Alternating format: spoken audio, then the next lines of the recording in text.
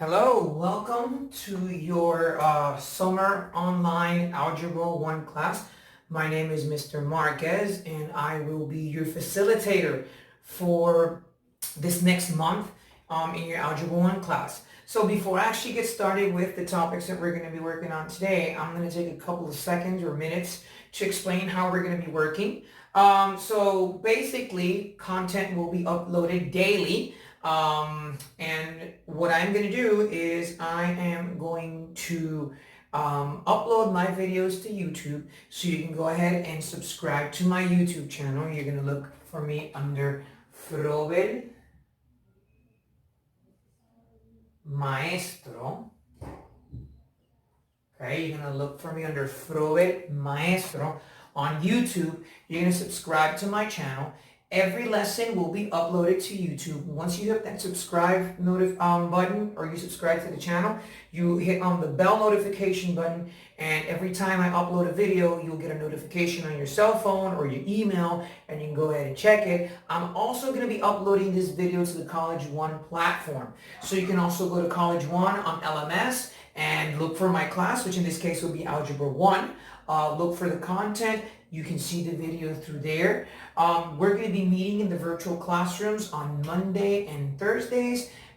In the case of Algebra 1, it will be from 9 to 9:30. And that virtual classroom, we're going to be able to clarify any doubts or any questions that you have. And we might even explain some content that might be in the a book. So how are we going to be working? One other thing that I want to let you guys know is that we're going to be working with what we have here as the summer sharpener. And how do you access that? We're going to go to fbspr.com. Okay, so you're going to go to this website, fbspr.com, and you're going to go to student resources. Okay, so when you go to student resources, you're going to go to, you're going to find a tab that says Math Sharpeners. And when you go there, what you're going to do is you're going to look for the Math Sharpener that says Going to 9th grade. Now, I know that algebra is taught in 8th grade, but since technically after this class you're going to go on in 9th grade, that's where the content is going to be. So real quick, you're going to first look me up on YouTube as Frobel Maestro, J. Marquez, J. Marquez. Okay, let's recap real quick. You're going to go to YouTube. You're going to look for me on YouTube. You're going to go, you're going to type in Frobel Maestro, J. Marquez, or Frobel Maestro. You're going to subscribe, and you're going to hit the bell notification. Then to download the content of the class that we're going to be using, you're going to go to fbspr.com. You're going to look for the tab that says Student Resources. You're going to look to where it says Math Sharpeners, and you're going to download the Math Sharpener that says Going to 9th grade. So you're going to see that after I'm done explaining the lesson, I'm going to either redirect you to that. If I were to use any additional content besides the Math Sharpeners, I would upload on LMS along with the YouTube video a PDF document or file in which you would be able to access the other content. Okay? So with that in mind, ladies and gentlemen, I'm going to erase this real quick. And then we're going to start with the first lesson. So the first lesson, what we're going to see is we're going to start reviewing a little bit of something you might have seen in 7th grade with integers. And integers are basically positive and negative numbers. Okay, so we're going to see how to add them, how to multiply them, how to subtract them, and divide them. It's very simple. We're also going to see evaluating expressions, and we're also going to see how to add or solve equations by adding and subtracting. Now, you're going to see that I step in and out of camera every once in a while, and it's to make sure that everything is seen perfectly and that we are not having any technical glitches. So pardon me if you see me in and out all of a sudden. All right, so let's get started. Integers. What are integers? Well, you all know that there's a number line. All the numbers to the right are positive, and I'm only going to do up to 3, but keep in mind that, of course, this extends infinitely. And all the numbers to the left are 0 are negative, right? So what that means, guys, is that all numbers are infinity, when they go from 0 to the left, they become smaller, 0 to the right, they become larger. And we can add, subtract, multiply, and divide. Now, since this is a summer course, I am going to go a little bit faster than I would normally. So you're going to have to kind of try to pay attention as best as you can. The good thing about this though is that you can pause and rewind the video, and you're also going to have access to me directly if you have any questions. So let's go ahead and start adding them, all right? So the first thing we're going to do is we're going to add integers. And I want you guys to understand something. An integer is a positive number or a negative number. So integers are positive and integers are negative. It doesn't just apply to negative numbers. So, for example, if you have something like 3 plus 2, well, and that equals 5, obviously you're adding integers, you're just adding two positive integers.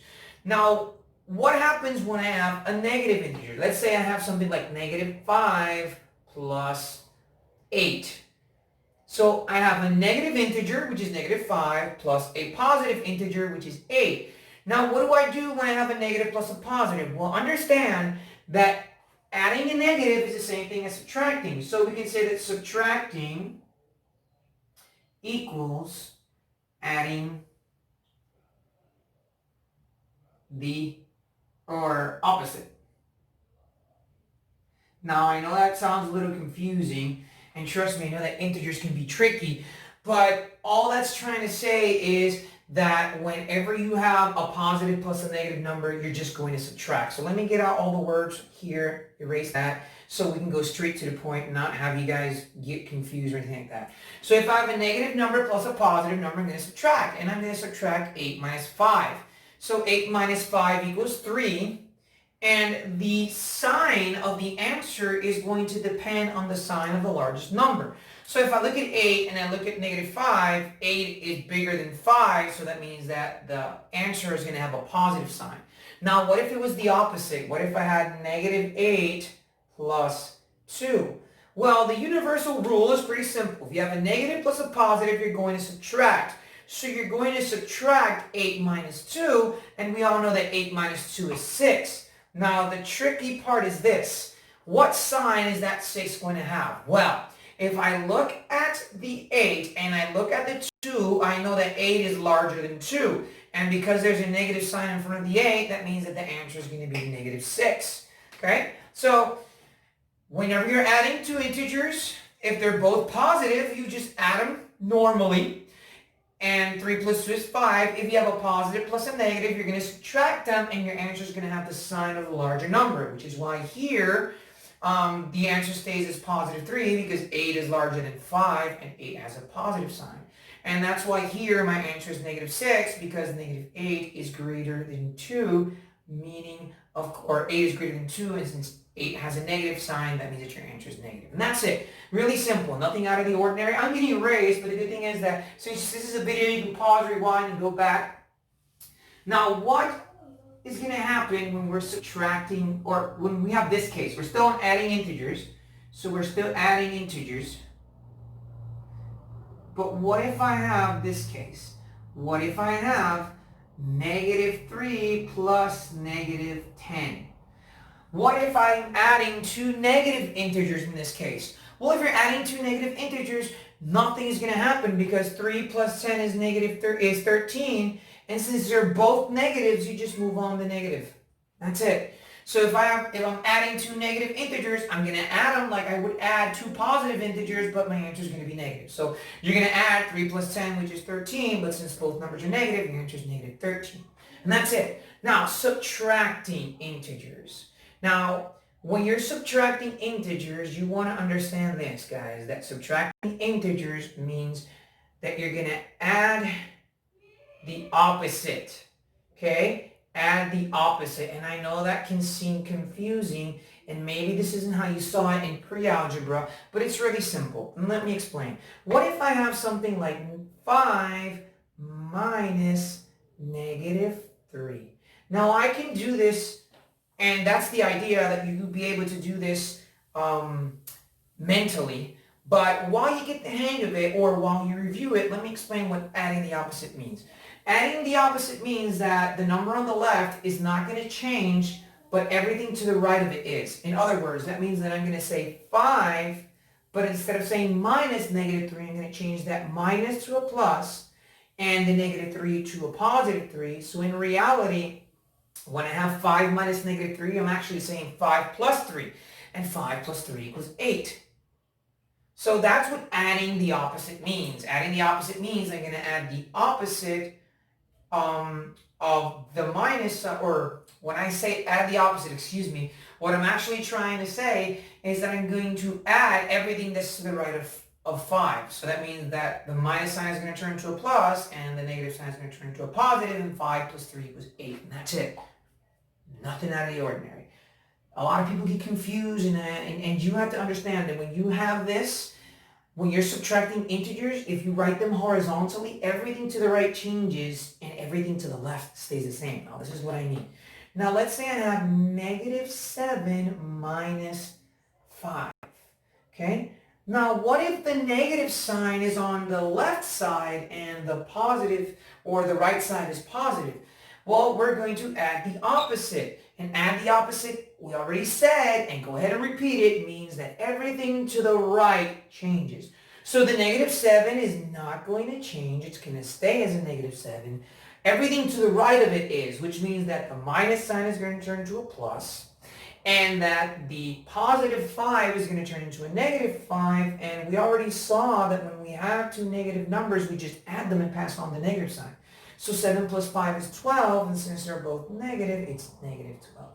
And that's it. That is how you subtract integers. It's nothing out of the ordinary. It's very easy and very simple. So I'm going to step out of camera, make sure that everything is okay, nothing is glitching, everything seems to be a-okay. So now we're done with this, and then I'm going to erase this. Again, you have the opportunity to pause and rewind the video and, go over it as many times as you need to, but now I'm going to erase this, and I'm actually going to go ahead and I am going to talk about multiplying and dividing integers. So multiplying and dividing integers. When you multiply, and I'm going to put them together because the rule is the same. In some textbooks, they'll have them separate. And dividing integers. The rule is the same, okay? The rule does not change, okay? And what I mean by the rule is the same, I mean this. So if I multiply two positive numbers like 3 times 2, I know that's 6. And that's not going to change. Now, what if I multiply a positive number times a negative number? What if I say negative 8 times 4? Now, if you have a negative number multiplied by a positive number, your answer is going to be negative no matter if this number is greater than 4 or no matter where the negative sign is located. As long as you multiply a negative number times a positive number, your answer is going to be negative, and this would be negative 32.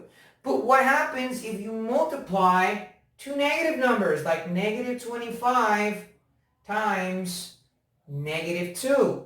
Well, if you're multiplying two negative numbers, your answer is always going to be a positive number. So negative 25 times negative 2 is going to equal positive 50. And that's it. Those are the only rules that you need to know for multiplying integers. Now, dividing integers is very easy because they're exactly the same rules as multiplying integers. So if I'm dividing integers, and let's say I have negative, or let's start with a positive number. Let's say I have 50 divided by 10, right? Of course, this means division. So 50 divided by 10 is 5. And if I divide, let's say, negative 49 by 7, if I'm dividing a negative number by a positive number, it's going to be negative. It doesn't matter if the negative is on the 49 or the negative is the 7. So for example, if I were to say 14 divided by negative 2, it would also be negative 7, in spite of the fact that the negative sign is in the 2. Now, what if both numbers are negative? What if I have negative 100 divided by negative 2? Well, when you divide two integers, the same rule as multiplying two integers apply. Or when you divide two negative integers, the same rule as as multiplying two negative integers applies, which means that if I divide negative 100 by negative 2, my answer is positive 50. See? The rules of multiplying and dividing integers are the same. If you are multiplying or dividing two positive numbers, your answer is positive. If you're multiplying or dividing a positive number and a negative number, your answer is negative. Hence the case of these two examples right here. And when you're multiplying two negative numbers and dividing two negative numbers, your answer is positive. And that's it. That's integers. So I'm going to go ahead and move on to evaluating expressions. Now, to evaluate expressions, you really just need to do this real quick. Is understand what is a constant and what is a variable. So if I have a, x, a is my constant, x is my variable, okay? And what is a variable? A variable is just a number that I don't know. It's just a value that I don't know that is represented with an x. So in other words, this x is a number. It's just that I don't know what that value is. So how do I evaluate an expression? Well, to evaluate an expression, guys, all you need to do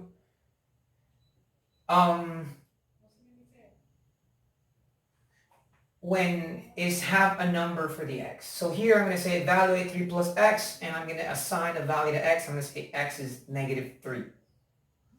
So in order to evaluate an expression, you need two things. You need an actual expression, which is basically an adding, subtracting, multiplication problem, and you need a value for that variable. So I can't evaluate this if I don't know the value of x, you see? So if I just say evaluate 3 plus x, well, there's nothing you can do because I'm not giving you the value of x. But if I say x equals negative 3, then that means all I have to do is change the value of the x to negative 3. So instead of writing 3 plus x, I say 3 plus negative 3. And 3 plus negative 3, basically, whenever you're adding a positive and a negative number, you're subtracting. So 3 minus 3 is 0. Now, let's say I have something like evaluate 2x plus 4. And let me go ahead and write this as a separate problem so you guys don't get confused. What if I say evaluate 2x plus 4, and x continues to equal negative 3. Now, x doesn't necessarily have to be negative 3. X can be whatever number I want. I'm just using negative 3 for example purposes. So what do I do in that case? Well, you simply say 2. I change the value of x to negative 3. So negative 3 plus 4. So 2, now here I'm going to use a little bit of order of operations or PEMDAS. Well, you remember that you multiply and then you add. So I'm going to multiply 2 times negative 3, which is negative 6, and then I have negative 6 plus 4, and again, I have a positive plus a negative, which means I'm going to subtract, and it's going to be 2, but since 6 is larger than 2 and 6 is negative, that's going to be negative 2. And I'm going to give you one last example of evaluating expressions. I'm going to step off camera real quick, and then we're going to do into the last topic of this video. Okay? All right. So, let's change this up a little bit. Let's say that now I have something like 2xy plus 4. Now, I know that x equals negative 3, but let's say now that y equals 2. So, how am I going to do that? Okay? Well, simple. You're going to say, and you know what? Let's make this more interesting. Let's have this divided over 2. So what am I going to do? Well, first I'm going to substitute my numbers, and I'm going to say 2, but instead of writing x, I'm going to write negative 3. And instead of writing y, I'm going to write 2 plus 4, and all that divided over 2. So how do I do this? Well, if you have something like that and you have to use order of operations or PEMDAS, we're going to work with everything that's on top first, and then we're going to do our division last. So you're going to say 2 times negative 3, which is negative 6. Okay? And let me write this down here, just so it looks a little better. 2 times negative 3 is negative 6. And I have times 2 plus 4 divided by 2. So what am I going to do next? Well, I'm going to multiply negative 6 times 2, and I'm going to go ahead right here and continue it on this side. That's what the little arrow's for. So negative 6 times 2 is negative 12. Okay? And plus 4 over 2. So let me go real quick from the start. I substituted x for negative 3, y for 2. Negative 2 times 3 is negative 6. Negative 6 times 2 is negative 12. And then I just pass over the 4 and the division. So now I add negative 12 plus 4. When you have a positive plus a negative, you subtract, and that's going to be negative 8 because 12 is larger than 4. And over 2, and now I'm going to divide 8 by negative 8 by 2, which equals negative 4. So that means that my answer is going to be negative 4, guys.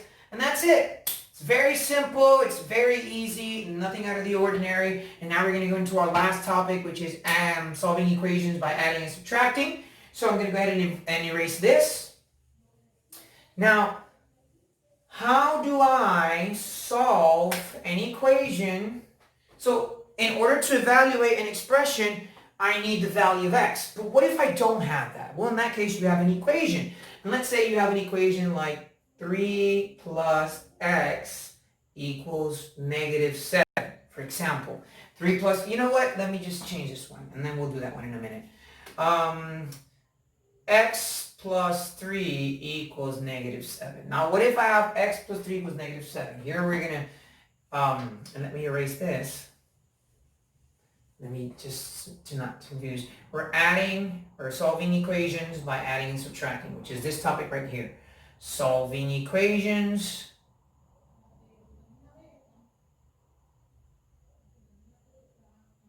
by adding and subtracting.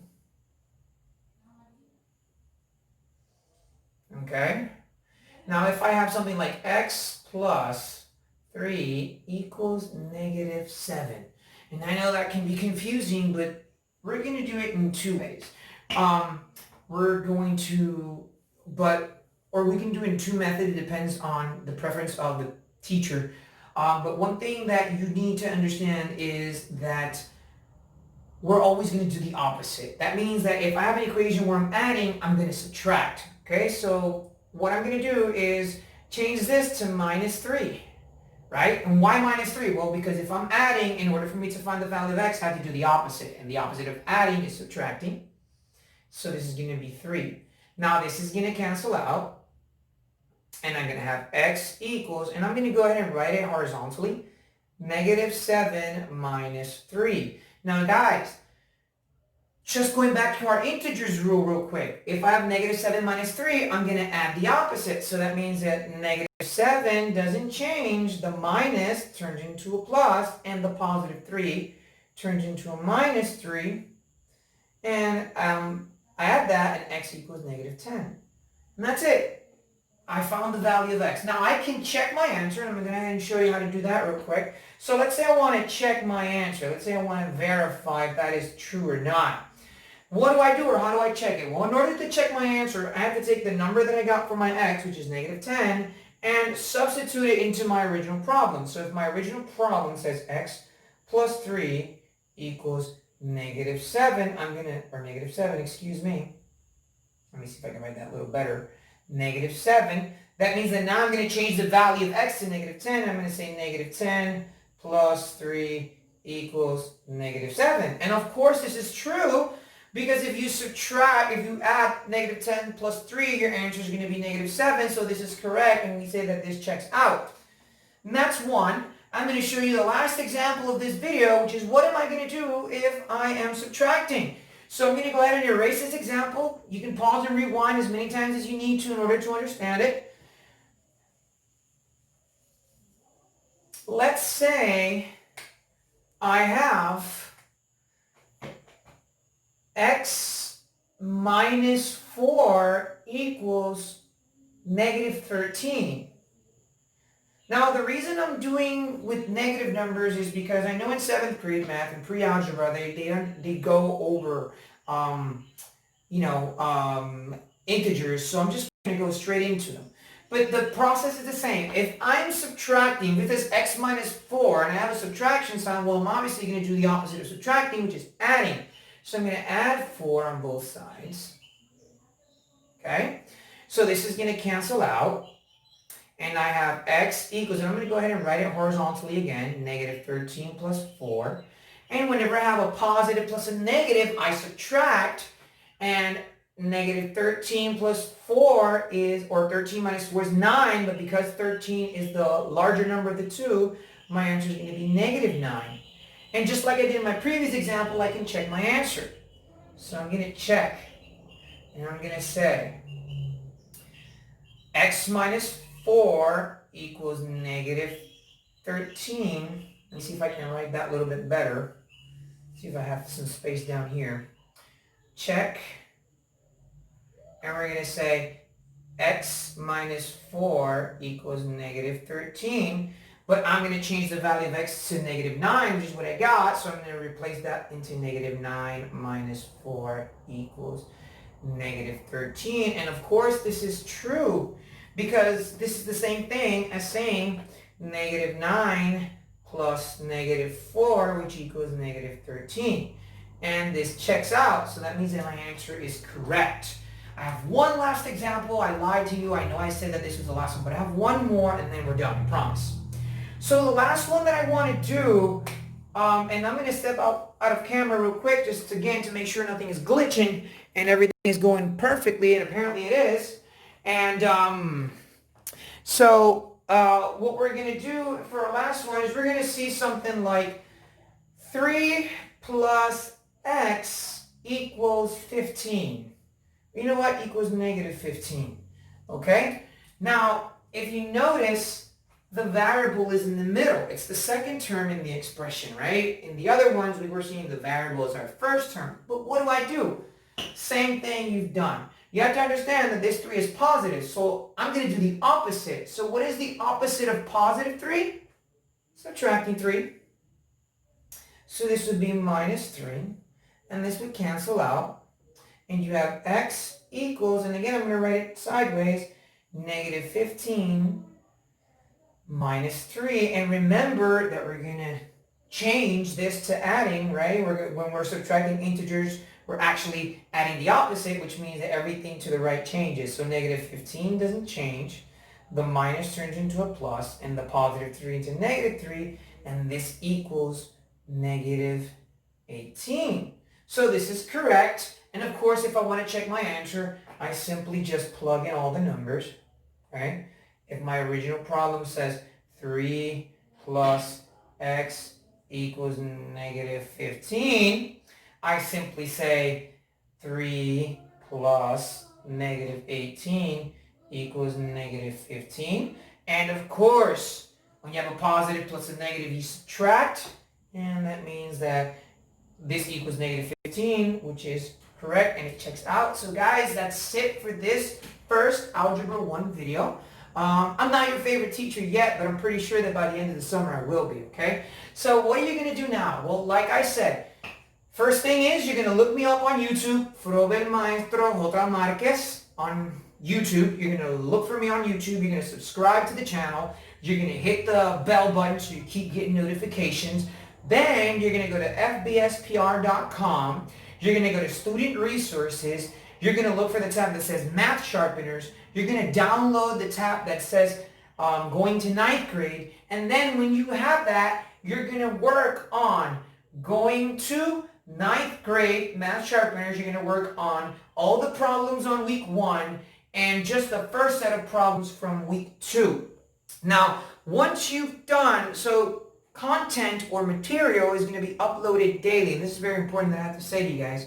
Material is going to be uploaded daily, but that does not mean that you're going to email me all the material on the same day. You're actually going to email me everything, all of the math work from the week. You're going to email it to me on Friday, and you have 2 emails that you can use. You can use my Frobel email, which is jmarquez, or my school email, at fbspr.com, or Marquez, Marquez, 84 at gmail.com. So once again, to recap, okay, you're going to go to YouTube, look for my channel, Frobel Maestro J. Marquez. You're going to go to fbspr.com. Once you've subscribed to my channel and hit the bell notification, you're going to go to Student Resources. You're going to go to where it says Math Sharpeners. You're going to download the one that says Going to 9th Grade. After that, you're going to go to Week 1, and you're going to do all the problems from Week 1. And then you're going to go to Week 2 and just do the first set of problems from Week 2. You're going to email me all of your math assignments every Friday, and you're going to email them to me at either jmarquez@fbspr.com or mr.j.marquez84@gmail.com. So stay safe and welcome to your online summer course. I'll see you soon.